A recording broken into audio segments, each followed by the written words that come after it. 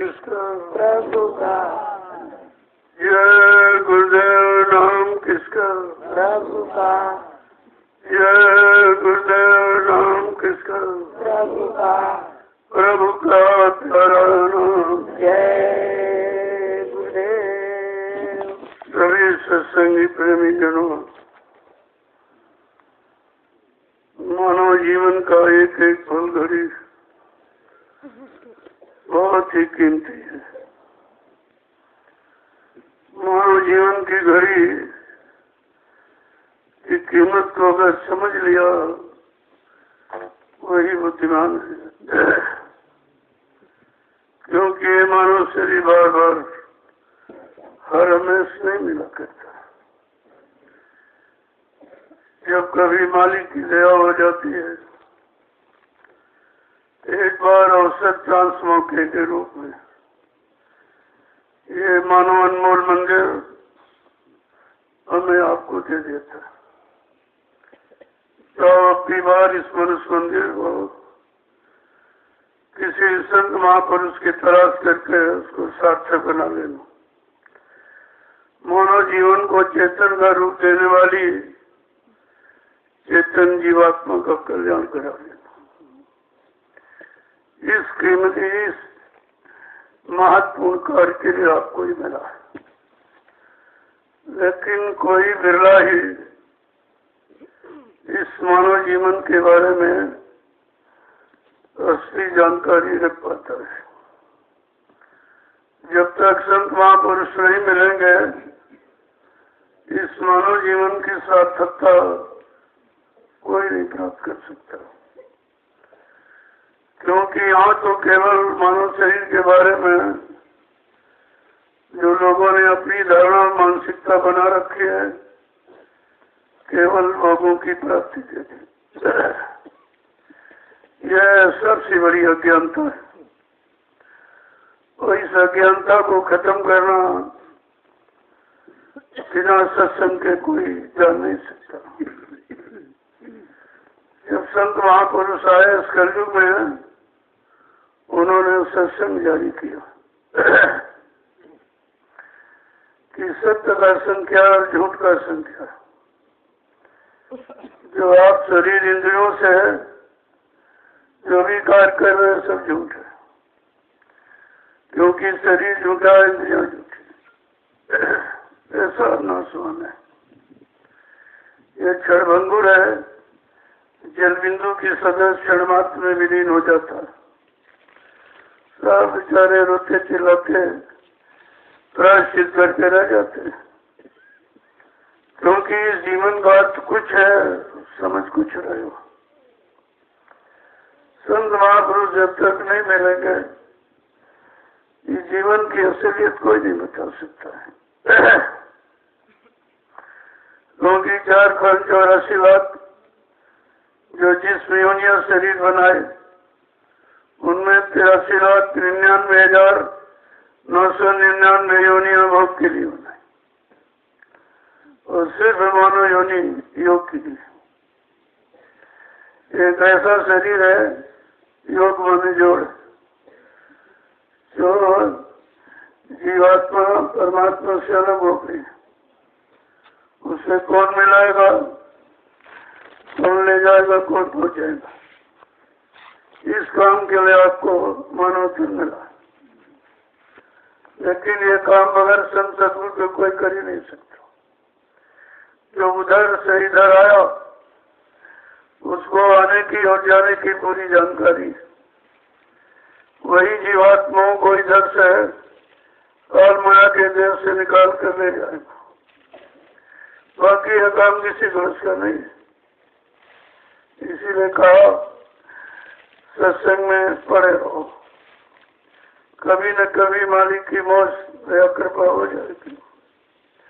लेकिन जब सत्संग से अलग चले जाओगे तो काम घसीट लेगा। वो तो इसी इंतजारी में खड़ा ही है कि जीव इधर आए, फौरन में अपनी कर्मों की जाल की व्यवस्था में फंसा लूं उसको। लेकिन जब सतगुरु दयाल आए, उन्होंने काल के जाल से जीवों को निकालने का काम शुरू किया। धीरे धीरे सत्संग बच्चों को सुनाकर, यानी जीवात्मा को और मन को दोनों को समझाकर और उनके असली धाम घर मुकाम मंडल लोग की जानकारी देकर धीरे धीरे काम उन्होंने शुरू किया। क्योंकि ये जानकारी यहाँ नहीं है, यहाँ तो जितनी जानकारी है सब काल माया की बनाई व्यवस्था में फंसने फंसाने की, निकलने की कोई जानकारी नहीं। मतलब यह है कि जब जानकारी नहीं है, जानकार नहीं मिले तो आपको जानकारी कौन देगा और कैसे आप निकल सकोगे। तो ये कलयुग के हम सब कमजोर जीवों, गंदे जीवों पर दया करने के लिए सतगुरु आ रहे। उन्होंने कितनी मेहनत की, कितना परिश्रम, कितनी यात्राएं कष्ट उठाई, सब जीवों को संत महापुरुष जगा के खड़ा करते।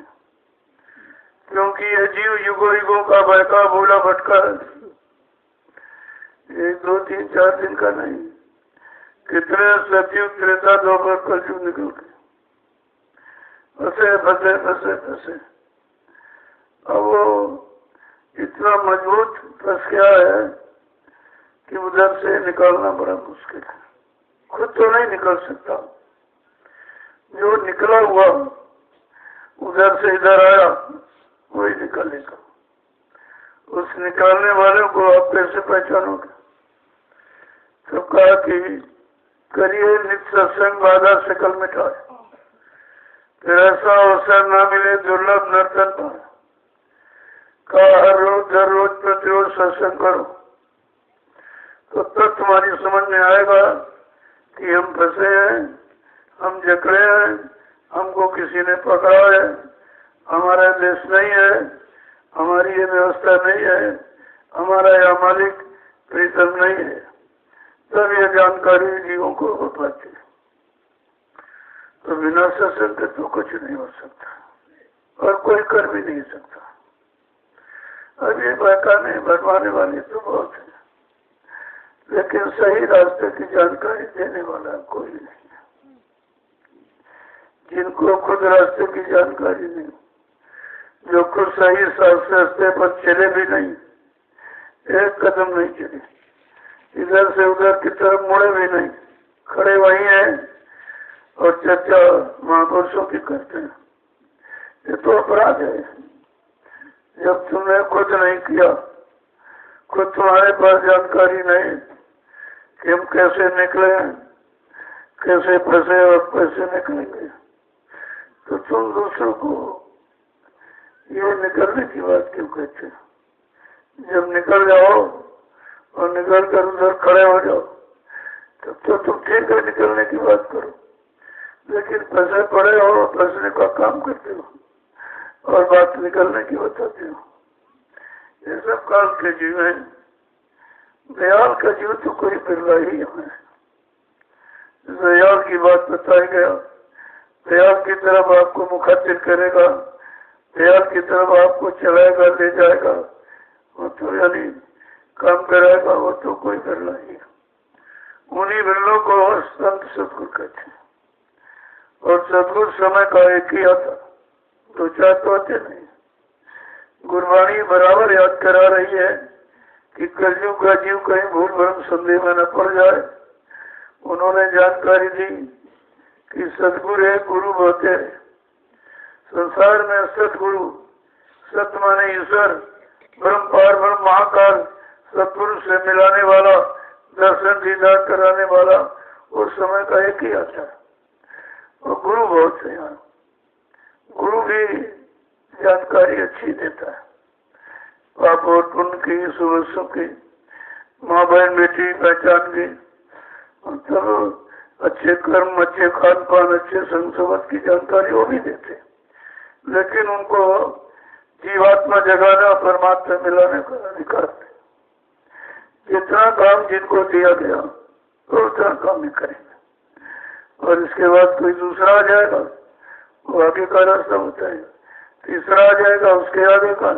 इस तरह से यहाँ कौन संत महापुरुषों का रहता है और सब जानकारी देने ही आते, लेकिन कहा एक समर्थ मालिक समय से आएगा, और सब जितने जानकार आए जीवों को जगा के खड़ा किया, उन सबको अपनी नाम नौका पर बैठाकर उनको भवसागर से पार करके घर पहुंचाएगा।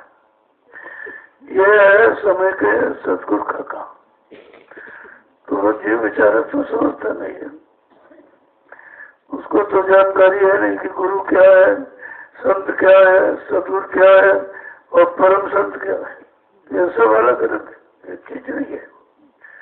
लेकिन परम संत अपनी इच्छा से आते, गुरु भेजे जाते तो आते, संत भेजे जाते तो आते, सतगुरु भेजा जाता तो आता, लेकिन परम संत सच्चा मालिक जब वो जीवात्माओं पर त्याग करने के लिए वो अनामी धाम से अपनी इच्छा से आता और अपनी इच्छा से काम करके जाता है।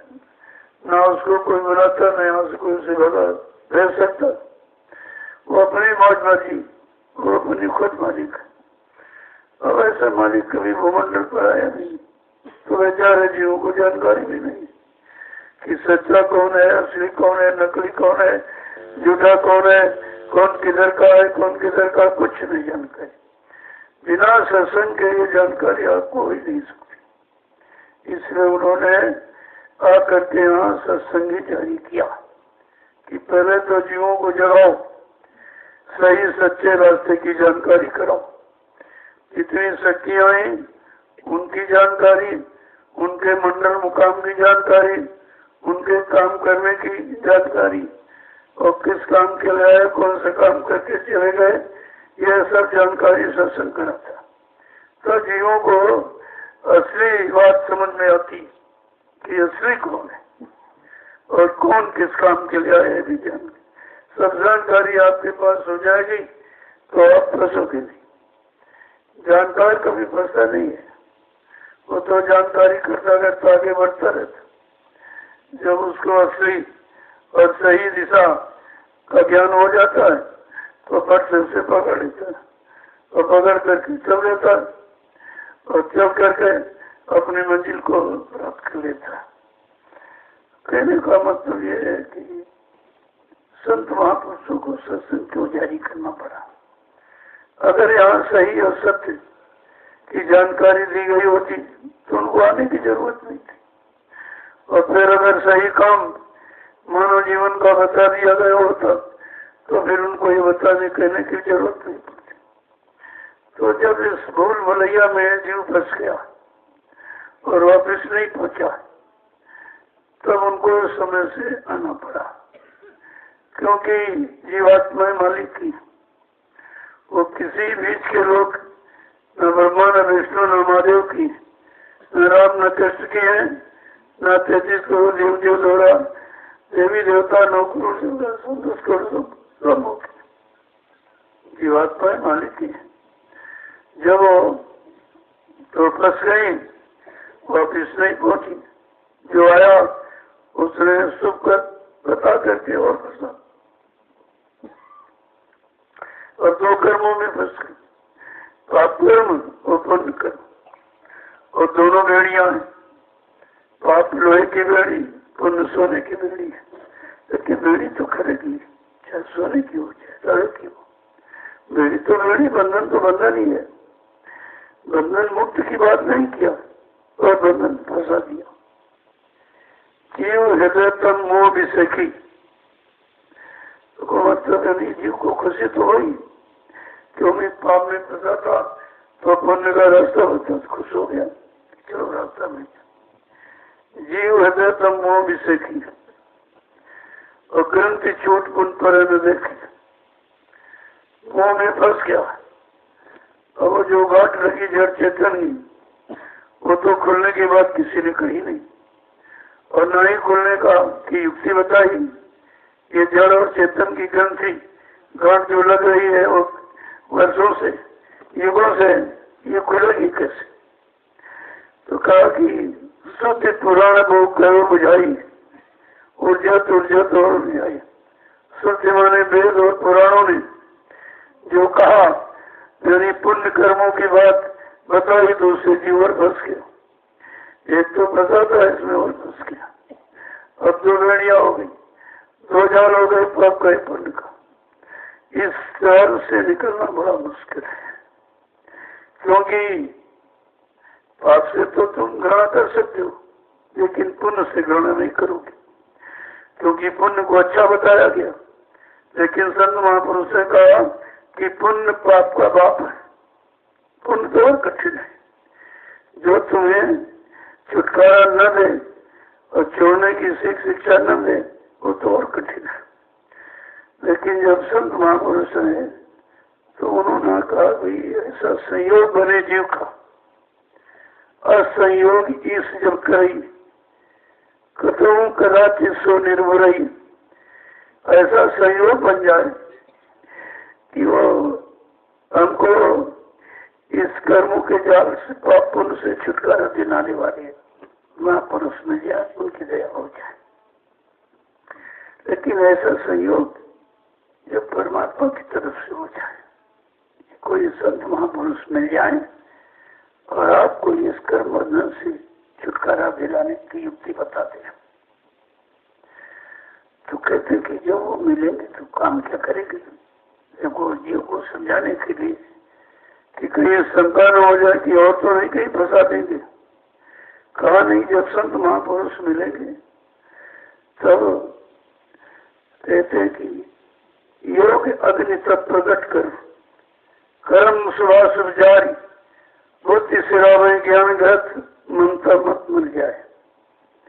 कहते जो महापुरुष मिल जाएंगे तो तुमको नाम योग की साधना बता देंगे। योग नाम अग्नि है, नाम चिंगारी है।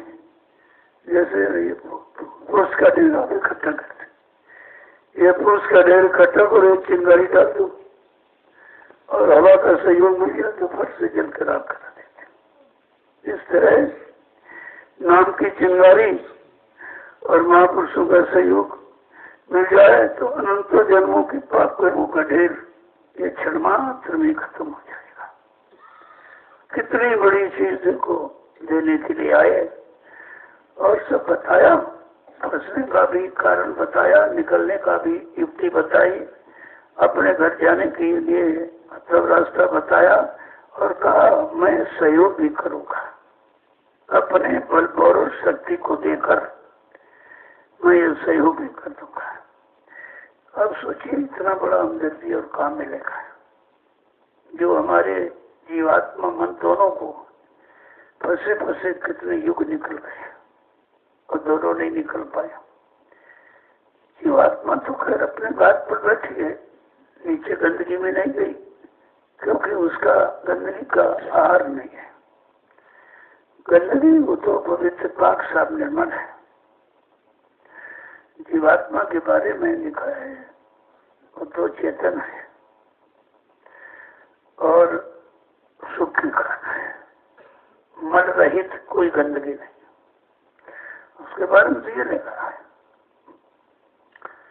ईश्वर अंश जीव अविनाशी है, चेतन अमर सहज सुख राशि का ये परमात्मा का अंश है और चेतन है, जड़ नहीं है, जागरूक है,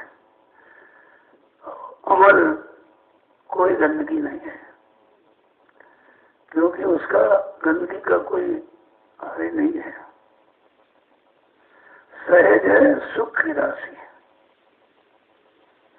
सो माया बस भयो गुसाई बंधो कीट मरकट की नहीं। जब चेतन जीवात्मा को जो मल रहित है, सुख की खाना है, मतलब जो उसको काल माया ने फंसा दिया तो शरीर मन बुद्धि चित्त ये क्या कर सकते हैं? क्या उनको फंसा दिया और ऐसा फंसा दिया कि जैसे तोता पिंजरे में बंद कर दिया जाता और बंदर को रस्सी में बांध दिया जाता, इस तरह से फंसाया। और जैसे बंदर को रस्सी में मदारी बांध देता, जब जैसा चाहता वैसा नाचना चाहता है, इसी तरह मन और जीवात्मा दोनों को इस काल माया ने फंसा लिया, अब भोगों का नाच नचा रही है, और ऐसे ऐसे भोगों में फंसा रही है जिससे निकलना बड़ा दुर्गम है। मन की बस की बात नहीं है कि निकल सके, इतना गंदा हो गया। तो कहा कि इनको निकालने के लिए तो आए और निकाल कर ले जाएंगे, लेकिन जीव को विश्वास नहीं हो रहा, क्योंकि कभी ऐसा महापुरुष आया नहीं, ऐसी हमदर्दी की आवाज कभी लगाई नहीं, और ऐसा बल पौरुष देने का वादा किसी ने किया नहीं। तो स्वाभाविक है उसका फंसना, अविश्वास करना। लेकिन कहा जब धीरे धीरे धीरे धीरे सत्संग वचनों को सुनते रहोगे और उनके आदेश हुक्म का पालन, सेवा उसे करते रहोगे, तो ये मन का गर्व, गुमान, घमंड, शंका, संदेह, भूल भ्रम सब खत्म हो जाएगा। तब ये मन सुमरन, ध्यान, भजन में रखेगा। देखो भजन ऐसे नहीं होगा, वो तो सीढ़ी बना दी, पहले सत्संग सुनो, जब सुनोगे तो तुमको जानकारी होगी कि हमें करना क्या है, हम किस लिए आए हैं, हमारा मुख्य लक्ष्य, उद्देश्य जीवन का क्या है। जब सत्संग सुनोगे तो आपके समझ में आ जाएगा। फिर ये मन कहेगा कि हमने तो बहुत गुनाह किया, बगैर सद्गुरु के वचनों को सुने, बगैर उनकी अंदरूनी दया मिले, मन कुछ विचार भी नहीं कर सकता। तब ये मन सोचता मैंने बहुत गुनाह किया, बहुत पाप किया, जी कुछ अच्छा किया ही नहीं कभी। जब प्रायश्चित करता है तो बिल्कुल ढीला हो जाता है। प्रायश्चित ही दीनता लाने का कारण बना देती है, पर ये दीनहीन हो जाता है। जैसे दीन हुआ तो फट से सेवा में लग जाएगा कि हमको अपने कर्मों का प्रायश्चित कहाँ मिलेगा। जो हमने कर्म किए उसको मतलब उसका निवारण, उसका समाधान कहाँ होगा, तब वो सेवा में लग जाता है। जैसे सेवा में लग जाएगा फट से सब गर्व, गुमान, घमंड उतर जाएगा, एकदम दीनता आ जाएगी और फट से सुमरन, ध्यान, भजन में तब लगेगा। ये सीढ़ी बनाई गई, पहले सत्संग करो, सेवा करो, तब भजन होगा। अब इनको तो किसी को मालूम नहीं है सत्संग क्या है, सेवा क्या है, भजन क्या, कुछ इधर उधर किताबों में पढ़ लिया, रट लिया, सुनाने लगे। अरे तुम जब तक तुम्हारा कोई अनुभव, एक्सपीरियंस नहीं होगा, तुम आत्मा के घाट पर बैठ कर जब तक सतगुरु दया के द्वारा दी नाम की मणि, नाम की औषधि जड़ी का प्रयोग नहीं करोगे, तब तक तुम्हारे अंदर का अंधकार नहीं जाएगा। कहा जब नाम दीप मणि देह देह द्वार, गोस्वामी भीतर बाहरे जो चाह सुझार। कहा जैसे चिराग अपने मकान की देहरी पर रख दो तो अंदर बाहर दोनों तरफ उजाला होता है, ठीक इसी तरह जब तक वो महापुरुष नहीं मिलेंगे जो नाम की मणि आपको देंगे, और देहरी ये बॉर्डर है, दोनों आंखों के मध्य भाग ये शरीर का बॉर्डर देहरी है। यहाँ पर जब तक रखना नहीं जानोगे, न इधर की जानकारी न उधर की जानकारी, प्रकाश का मतलब ध्यान से, इधर फंसे हो इसकी जानकारी और उधर अपने घर पहुंचोगे उसकी जानकारी, तब ये जानकारी होगी।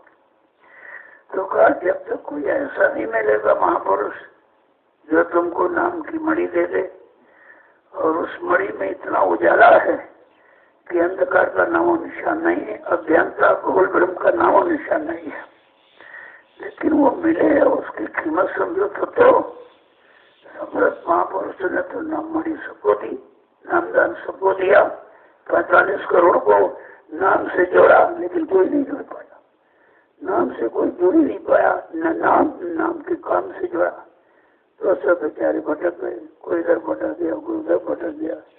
तो ये अज्ञानता इसलिए कि आपने उनके द्वारा दी हुई जो अमूलक धन नामदान नाम पड़ी उसको आपने पकड़ के नहीं रखा और आपने उसका प्रयोग भी नहीं किया।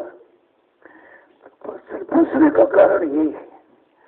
अब ये जानकारी जब सत्संगों में आओगे धीरे धीरे सब करा दी जाएगी, और यह सत्संग आपको कहीं मिलेगा नहीं, कहीं नहीं मिलेगा।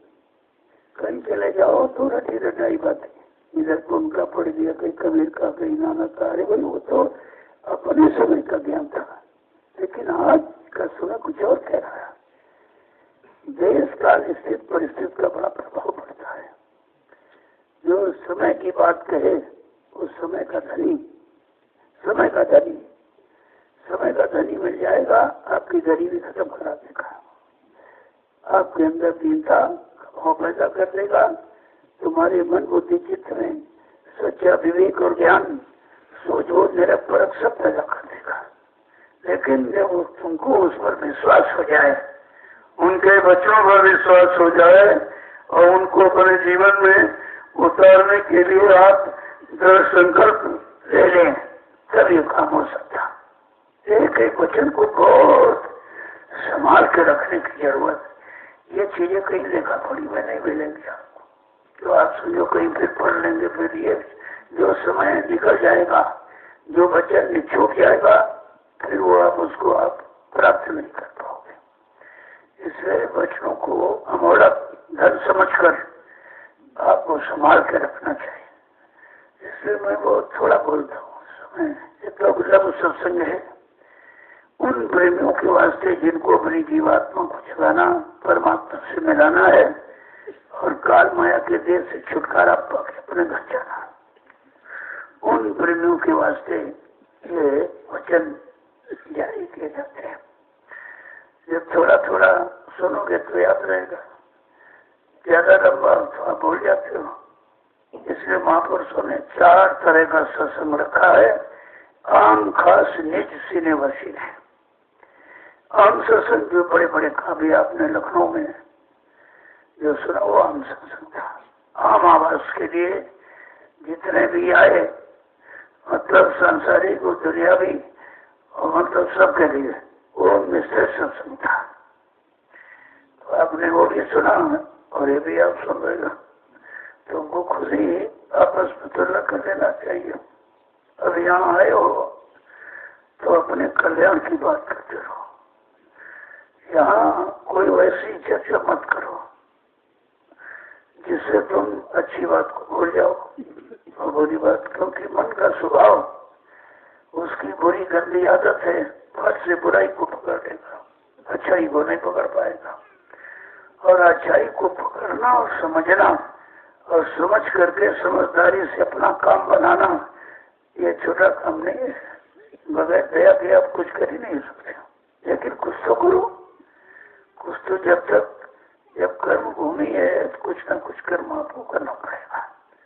शारीरिक कर्म, मानसिक कर्म तो सभी करते हैं, लेकिन आत्मिक कर्म कौन कर रहा? इसके लिए मानव शरीर मिला है आत्मिक कर्म के लिए। जो आत्मा बेचारी फंसी पड़ी है, उसका कर्म क्या है, कैसे निकलेगी, ये तो किसी ने बताया नहीं।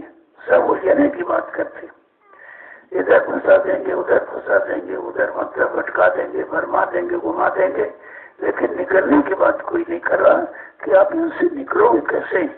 कितना समय निकल गया, फंसे फंसे फंसे, अभी तक नहीं निकल पाए। कहा जब जब संत जगत में हमें खोज भाग उनके ढिंग जाओ, आज ही रहो तेरे चरणों में, करो बंदगी निर्सिल लाए। जब संत महापुरुष आ जाए और मिल जाए, तुम्हारे पर बच्चों की दया की बरसात कर दे, तो कहा कि उनके करीब जाओ, उनके कदमों में सिरदा प्रणाम करो और उनकी दया कृपा हो जाएगी तो काम तुम्हारा हो जाएगा। खुद तो आप नहीं कर सकते। कलियुग में कृपा साध्य है, क्रिया साध्य नहीं है। अगर क्रिया साध्य होती तो सबको नामदान मेरा था, सब लोग कर लेते अब तक, करके अपनी जीवात्मा जगा करके उधर तरफ मोड़ देते आप। तो कहा कलियुग में क्रिया नहीं, कृपा साध्य है। क्यों? मंत्र मूलम गुरु वाक्यम, मोक्ष मूलम गुरु कृपा। सच्चा मंत्र है गुरु का वाक्य और सदगुरु का वाक्य है जय गुरुदेव। ये जय गुरुदेव सदगुरु का वाक्य है, सदगुरु का। 5 नाम तो सभी शब्दों ने, वो तो आधार है। वो 5 मुकामी सुनने, जो इधर से जीवात्मा जाएगी तो रास्ते में ये मुकाम मिलेंगे, मंडल मिलेंगे। तो वो इसलिए बताया गया कि ये 5 जब तुम क्रॉस कर दोगे तो अपने 5 को क्रॉस करने के बाद तब जीवात्मा का सच्चा देश की शुरुआत होती है।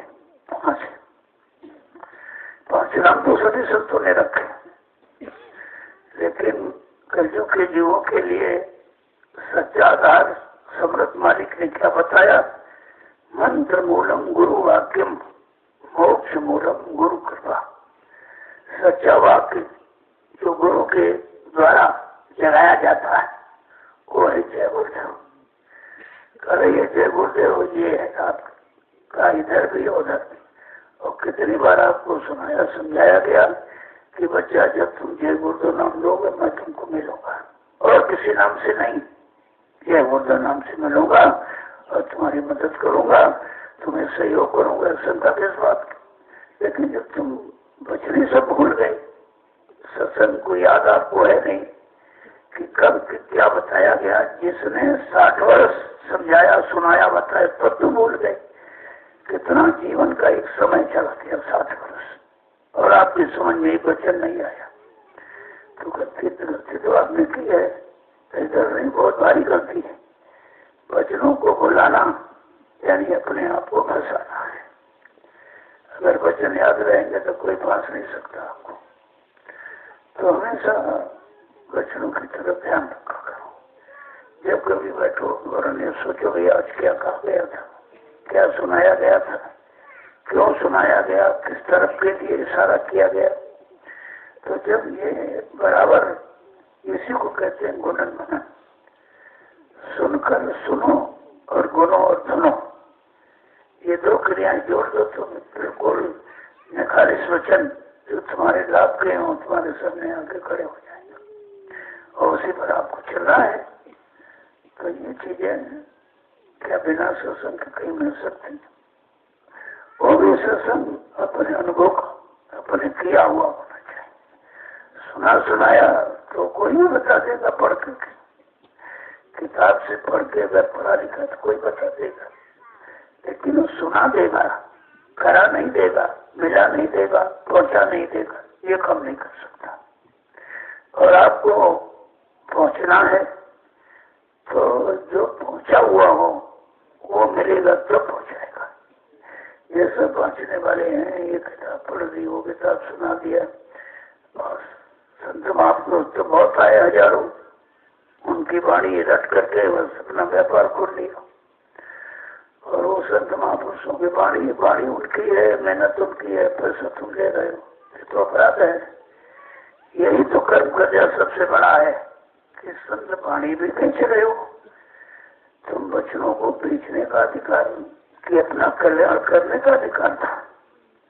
सब अपने अधिकार को भी भूल गए कि हमारा लक्ष्य क्या, हमारा उद्देश्य क्या है। जब लक्ष्य उद्देश्य निशाने से अगर हट जाओगे तो फंस हो जाओगे। तो एक वचन को बड़ी सावधानी, अब यहाँ आए हो तो कुछ अपना काम बना लो। काम बनाने के लिए आए हो, बिगाड़ने के लिए नहीं। जो काम कहीं नहीं हो सकता, देखो सत्संग कहीं नहीं हो रहा है, सब बदसंग होते हैं, बातें करते हैं और परमार्थी सेवा कहीं नहीं है। सेवा भी कहीं नहीं, कहीं चले जाओ सेवा कहीं ही नहीं। जब सेवा नहीं तो भजन भी कहीं नहीं। ये तीनों चीजें भी नहीं कहीं, केवल वाणी से उच्चारण कर रहे हैं लोग, लेकिन ये नहीं बता रहे कि असली सत्संग क्या है, असली सेवा कौन है, जिस सेवा से हमारे अनंत जन्मों के पाप खत्म हो जाए, वो सेवा कौन है। और फिर हमारा मन सुमरन ध्यान भजन में कैसे लगेगा, ये युक्ति किसी नहीं बताई। अब यहाँ आप आए हो तो तीनों चीजें सत्संग भी मिल रहा है, सेवा भी कर रहे हो, भजन भी कर रहे हो और कोई आपसे खर्चा नहीं मांगे। सबसे बड़ी बात ये, जहाँ जाओ बगैर दक्षिणा के कोई बात ही नहीं बताता। वो भी दूसरे की बातें मूल बेच रहे हैं, जबकि इनको अधिकार ही नहीं। अरे भाई, किसी की दौलत को चुरा कर रखे हो, फिर उसको अपने निजी भोगों में प्रयोग करे तो सबसे बड़ा जुर्म है। इससे बड़ा पाप क्या होगा। ये संत वाणी जीवों को जगाने के लिए, सही सच्चे रास्ते पर खड़ा करने के लिए है। और ये सब यहाँ व्यापार हो रहा, सब व्यापार। लेकिन इस दरबार में कुछ नहीं। बराबर आप देख रहे हैं आज जो तुम्हारे अंदर श्रद्धा बनी कि चलो हम सत्संग में नहीं आ पा रहे हैं, सेवा नहीं कर पा रहे हैं, समय नहीं मिल रहा है, तो जो आपने सेवा श्रद्धा जो दी है वो तुम्हारे सामने लगी है। देख लो, तीन महीने के अंदर जो काम 10 साल कोई नहीं कर सकता था वो 3 महीने में आप कहोगे। ये है मालिक की दया। बगैर उसकी दया के तो कुछ हो ही नहीं सकता। उन्हीं का इशारा, उन्हीं की दया है, और उन्हीं का ये सब सहयोग है जो सबको मिल रहा है। तो घोर भ्रम संदेह दूर करने का स्पष्ट आपके सामने नजारा है कि 3 महीने के अंदर ये जो आपने 1, 2, 10, 20, 50 रुपये दिया, ये हमारा किसी अच्छे काम में लग जाएगा।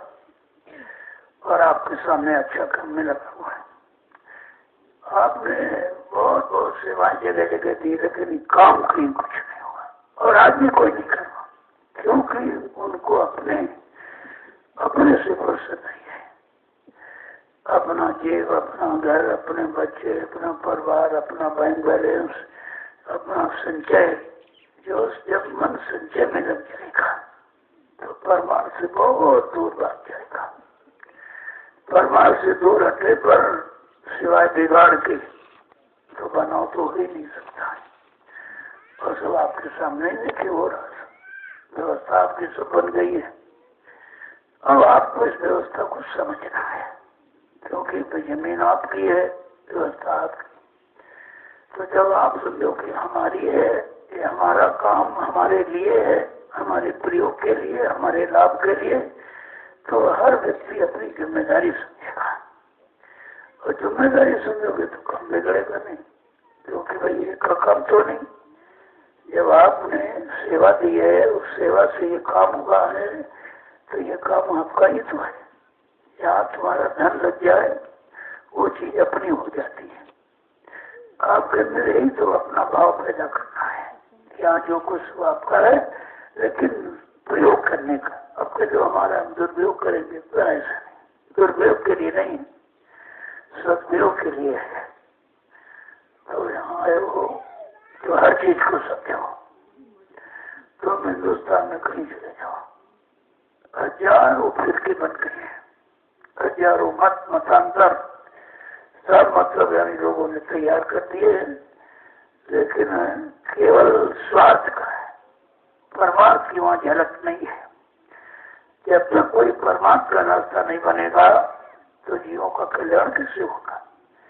अगर स्वार्थ से कल्याण, तो स्वार्थ में सभी बेचारे फंसे रो रहे हैं, वहां कहाँ कल्याण है, वहां तो रोना है। और कल्याण होगा तो हंसना है, तो सुखी हो जाओ। तो यहाँ आप खुद ही अनुभव कर रहे होते हैं, जैसे आ रहे हो, जा रहे हो, रुक रहे हो, रह रहे हो, खा पी रहे हो, खुद ही आप अनुभव कर रहे हो कि यहाँ किसी तरह से कोई झगड़ा झंझट नहीं है। अब कोई मन चला आ गया, उसने कभी समाज ये देखा नहीं था और ये चर्चा कहीं सुनी नहीं कानों से, तो थोड़ा सा शंका तो होगा, शंका आएगी। लेकिन अगर समय देने लगे और सुनकर सेवा करने लगे तो शंका खत्म हो जाए, शंका समाप्त हो जाएगी। अब तुम्हारा अगला कार्यक्रम नए साल का, नए साल की शुरुआत है, उसकी दया कृपा पाने का वो कार्यक्रम 3 दिवसीय 1, 2, 3 जनवरी है। ये कार्यक्रम है अपने साल की शुरुआत कैसे करें, किस काम से करें तो हमको हमारा साल अच्छा निकले, सबको शांति में निकले, कोई परेशानी, कोई झगड़े झंझट, कोई मतलब आकस्मिक कोई दुर्घटनाएं न हो। इसके लिए 3 दिवसीय आध्यात्मिक सत्संग जन जागरण कलयुग जा रहा से जुगाड़ा। तो ये 3 दिवसीय कार्यक्रम यहीं पर होगा। आप अब एक दिन पहले आओ, एक दिन बाद तक रहो और यहाँ सेवा कर लो। ये जो ये आश्रम की नींव है, मिट्टी मत समझो, क्योंकि बगैर मिट्टी के तो नींव कहाँ रखे जाएगी। और नींव इमारत का सार है, सार तत्व तो नींव ही है। उस नींव की आप काम कर रहे हैं, नींव बनाने का छोटा मोटा काम नहीं है। आगे लोग आएंगे तो उनको सेवा नहीं मिल पाएगी। अभी मौका है तो समझ नहीं पा रहे, और जब ज्यादा प्रेमी आ जाएंगे तो सब काम हो जाएगा, फिर आपको कहाँ सेवा मिलेगी। इसलिए वो तो कर लो इसको, आपके लिए अच्छा रहेगा। जय गुरुदेव, जय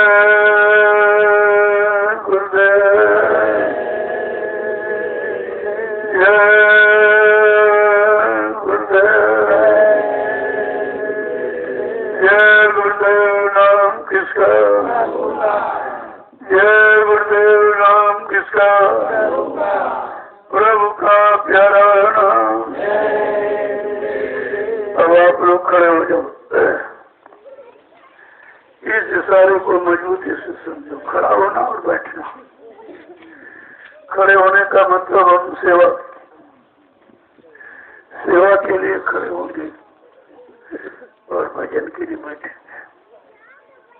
ये खड़ा होना बैठना इस रूप में आपको समझना।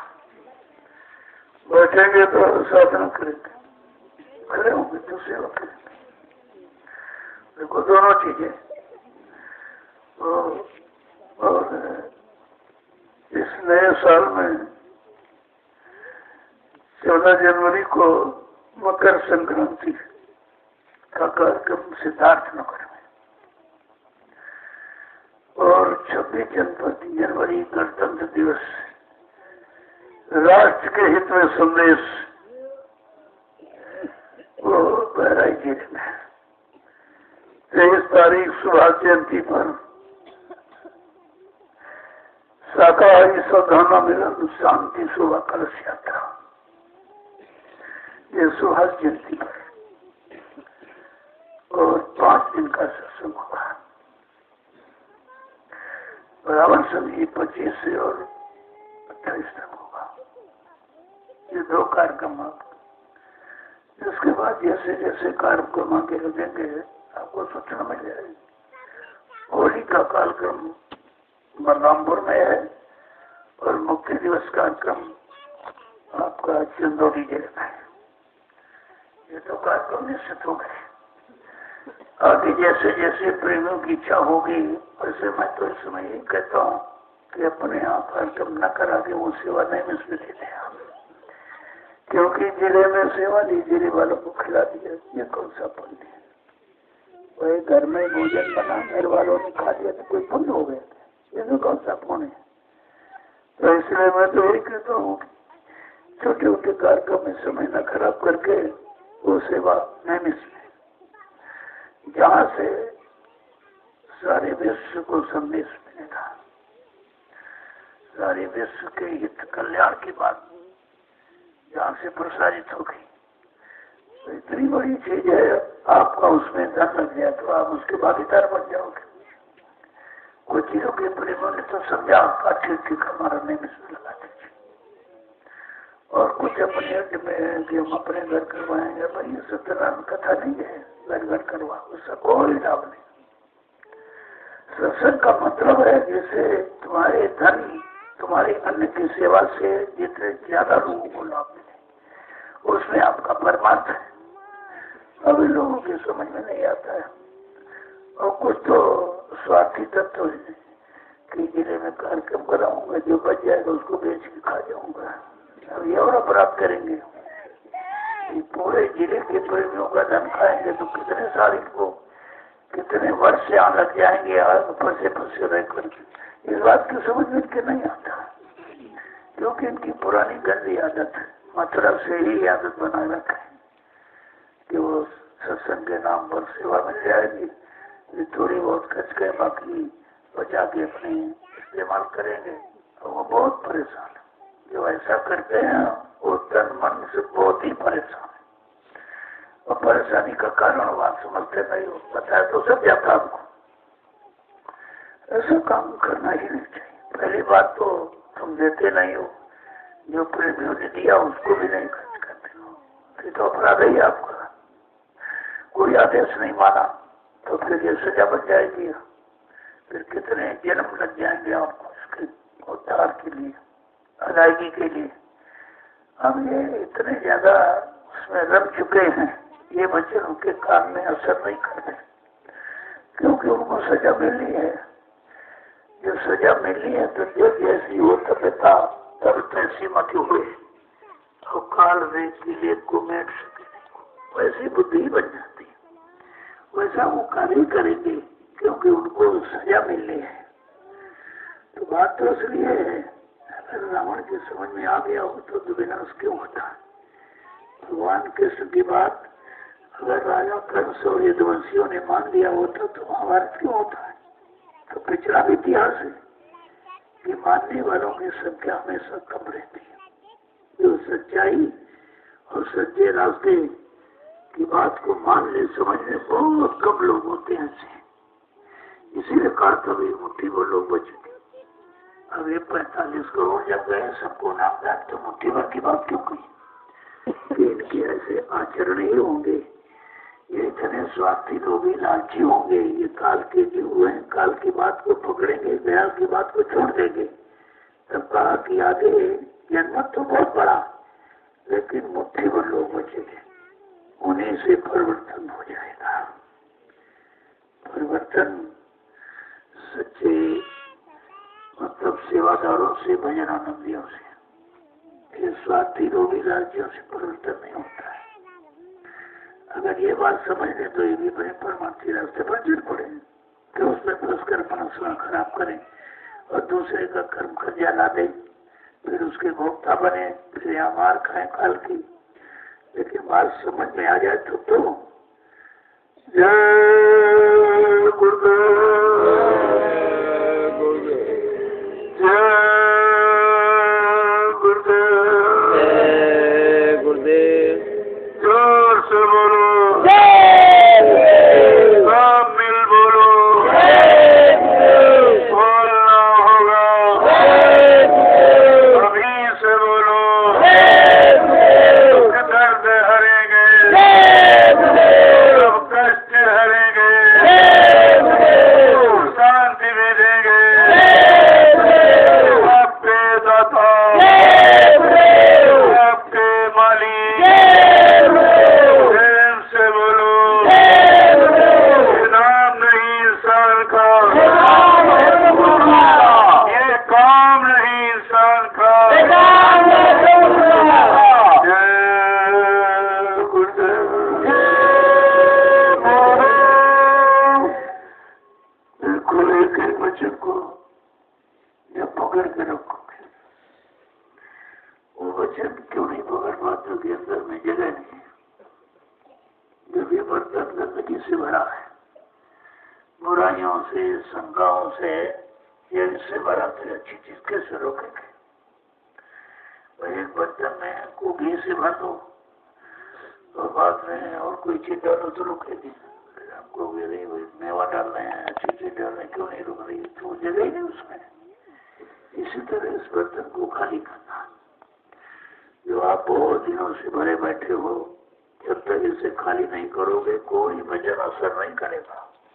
फिर आप कहोगे हमको दया नहीं मिली, हमको सहयोग नहीं मिला, हमारी पर कृपा नहीं की गई। ऐसा नहीं, दया तो बराबर हो रही है। अब दया के लिए तुमने पात्र नहीं बनाया, बर्तन नहीं तैयार किया, तो दया रुकेगी किस पर। सब समझना चाहिए आपको। जय गुरुदेव। मृत्यु कौन लाएंगे, इस समय शांति कौन लाएंगे, जन्म में प्रेम कौन लाएंगे। स्वामी जी का कहना है,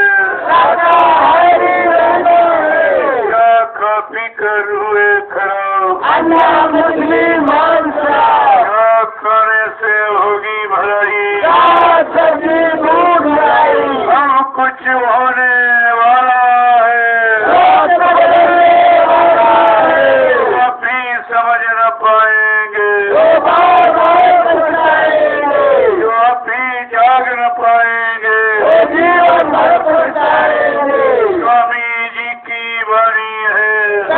की अमानी है।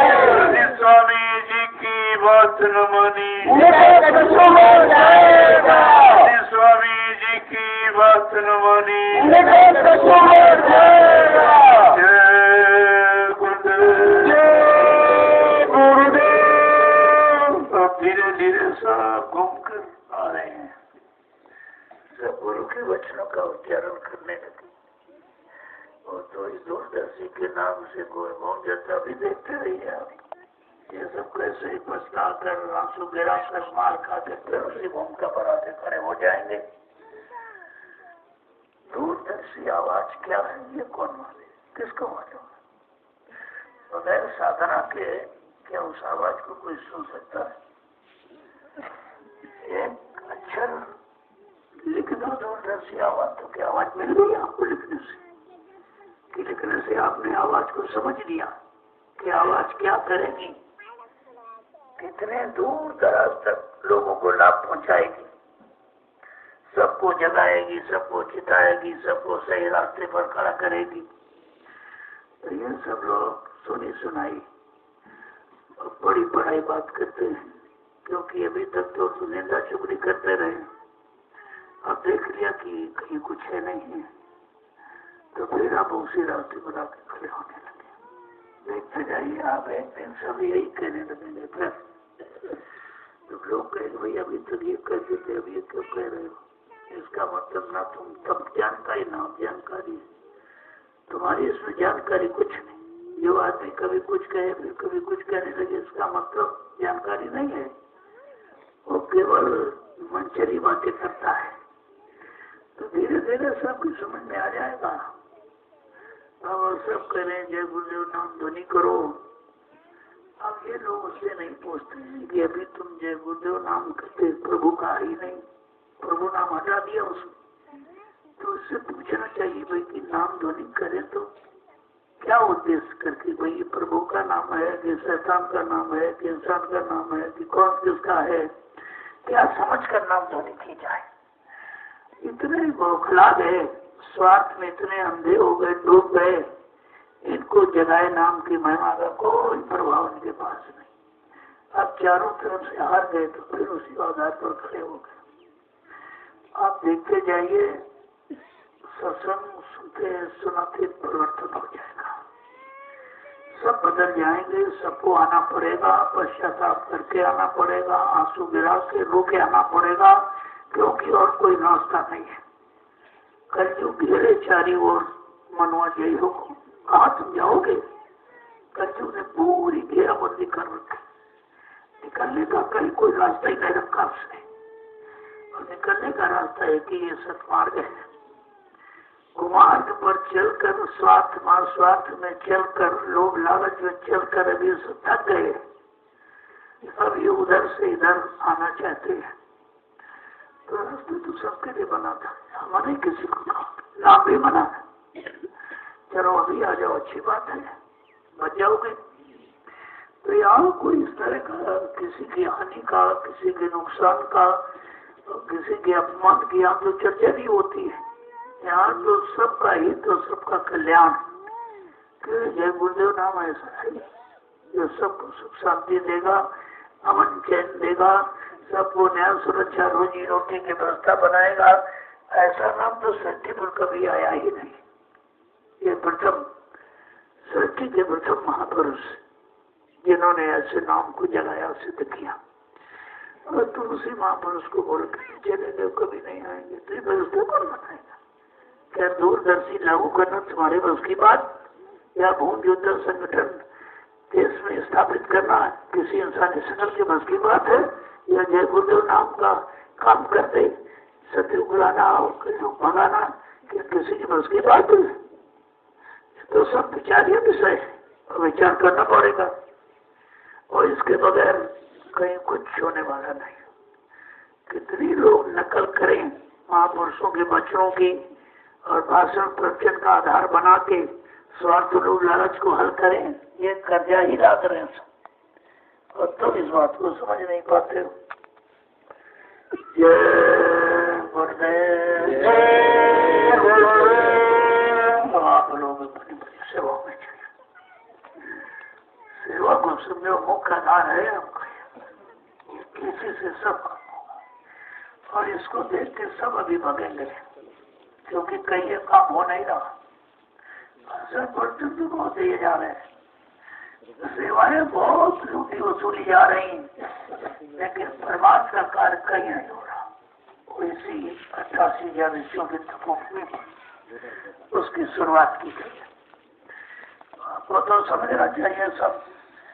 हमने कहा भाई सब दुकानें देख लो, जहाँ तुम्हें अपने मन का सौदा मिल जाए खरीद लो।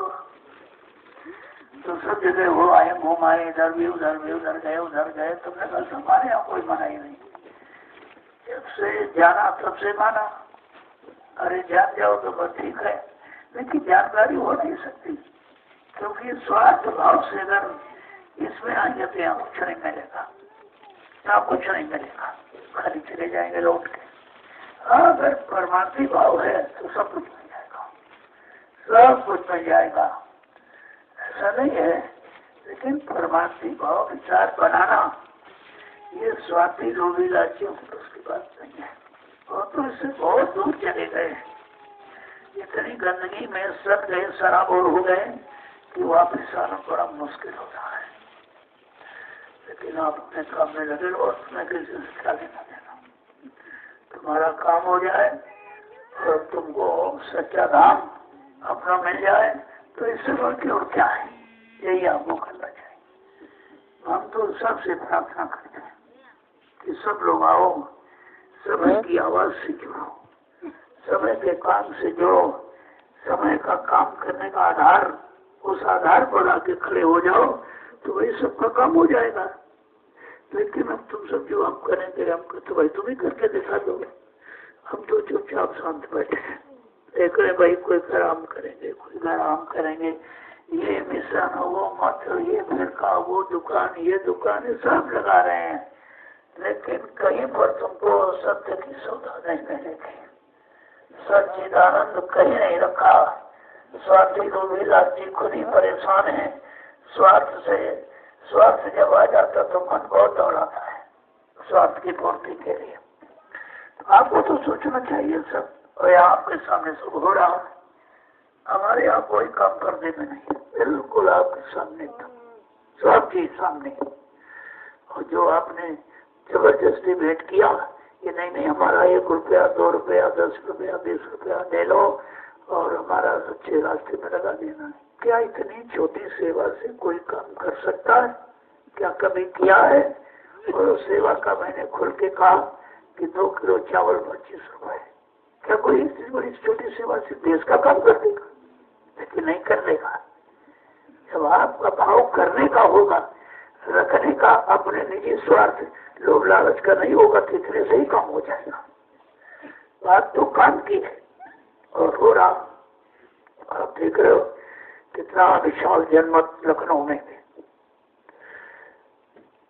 भंडारे के अवसर पर आप अभी देख के आए हो और आपका सब विधिवत हो गया और तुम बच गया, तो यहाँ आ गया। यहाँ ये प्रेमी आ रहे हैं, सेवा करे, उनके काम में आ जाएगा। सब आपके सामने है, यहाँ कोई किसी तरह का छिपाव नहीं, क्योंकि हमें जरूरत नहीं। अगर हम अपनी जरूरत समझे तो कुछ नहीं होगा, तो फिर भी झूठा हो जाएगा। हमको आवश्यकता नहीं है, हमको केवल तुम्हारी जरूरत है, अपने परिवार की जरूरत है। जब परिवार विकसित हो जाता, बिखर जाता है, तो सर्दी छिड़ हो जाती है, पड़ोसी भी परेशान करने लगता है। इसलिए परिवार संगठित हो जाए, बस इससे बड़ा कोई काम ही नहीं है। मैं अपने परिवार को संगठित कर रहा हूँ, किसी का क्या नुकसान कर रहा हूँ, और तो मैं कुछ किसी से कहीं भी नहीं रहा हूँ। मैं अपना परिवार इकट्ठा कर रहा हूँ। जिस दिन मेरा परिवार इकट्ठा हो जाएगा, सब कुछ हो जाएगा। कुछ किसी से मदद मांगने की जरूरत नहीं, किसी से रुपए पैसे की भीख मांगने की जरूरत नहीं, क्योंकि इतना बड़ा जनमत हिंदुस्तान में किसी के पास नहीं। 45 करोड़ का है, वो बिखर गया है। लेकिन धीरे धीरे सब आ जाएंगे जो उनको अपने बचने के वचन मिल जाएंगे, बचने का रास्ता मिल जाएगा। कल्याण का रास्ता मिल जाएगा तो कौन नहीं आएगा। अब ये बात समझने की थोड़ी देर है, लेकिन चारों तरफ जा रहे हैं, वहाँ मार खाएंगे तब आ जाएंगे, क्योंकि वहाँ तो मार पड़ रही, ये दे दीजिए, ये दे दीजिए, ये लाइए, वो लाइए, नहीं भाग जाइए, वैसे वहाँ जी रुकेगा। और यहाँ ऐसा कुछ है नहीं। आप देख रहे हो 7 वर्ष में आपने सब देखा है, और ये 8वां वर्ष भी खत्म होने जा रहा है, लेकिन कोई नहीं कह सकता यहाँ किसी को बरगलाया गया हो या किसी से कोई सेवा मांगी गई हो, यहाँ ऐसा काम होता ही नहीं, और हमको इसकी जरूरत नहीं। बात तो समझने की आपको। जय गुरुदेव। अब आप लोग अपनी अपनी सेवाओं में चलो, जो अपनी सेवा में लगा, भंडारे वाले अपनी सेवा में, तो कृषि वाले खेती वाले अपनी सेवा में। हाँ, जब सेवा जैसे समय बरसात हो गई तो पानी नहीं लगना, तो आप मिट्टी रोको, मिट्टी की सेवा करो, अच्छा नहीं है, वो भी काला पूरा करो, भले चाहे एक डलिया डालो, लेकिन डाल दो सब लोगों से, चाहे एक डलिया डालो, आप डालिए जरूर, नहीं ये खाता आपको खाली रह जाएगा सेवा वाला, क्योंकि सब सेवाएं अलग अलग है, उनका लाभ अलग अलग, लेकिन ये मिट्टी की सेवा का सबसे बड़ा लाभ है, इससे बड़ा कोई लाभ हो ही नहीं सकता। तो जब आप फुर्सत में बैठे हो तो जाओ 1-2 डली मिट्टी डाल दो, इसमें क्या है, लाभ बहुत बड़ा है। देखने में कुछ नहीं है, लेकिन नहीं सब कुछ इसी में है, उस सब कुछ को तुम नहीं देख पा रहे हो। बगैर मिट्टी के कोई आधार बन सकता है, और बगैर आधार के कोई काम नहीं हो सकता, कोई व्यवस्था नहीं खड़ी हो सकती बगैर आधार की, और आधार तुम्हारी समझ में भी आ नहीं रहा है, तुम मिट्टी मिट्टी समझ रहे हो। अरे मिट्टी कुछ नहीं, तुम्हारा शरीर भी तो एक दिन मिट्टी हो जाएगा, वो क्यों नहीं दिखाई दे रहा था, वो भी तो मिट्टी में मिल जाएगा। शरीर को मिट्टी से मिलने के पहले इस मिट्टी से अपना परमार्थ बना लो, ये सबसे बड़ी बुद्धिमानी है। अगर ये परमार्थी भाव और उत्साह और लगन और ज्ञान पैदा हो जाए तो फिर किस बात की कमी है, सब पूरा हो जाए। जय गुरुदेव।